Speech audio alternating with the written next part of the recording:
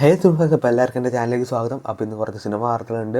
ആദ്യത്തെ അപ്ഡേറ്റ് നമ്മുടെ ചത്ത പച്ച എന്ന സിനിമയുടെ ടൈറ്റിൽ ട്രാക്ക് ഇപ്പോൾ യൂട്യൂബിൽ അവൈലബിൾ ആണ്. അപ്പോൾ എല്ലാവരും ജസ്റ്റ് ഒന്ന് ചെക്കൗട്ട് ചെയ്യുക.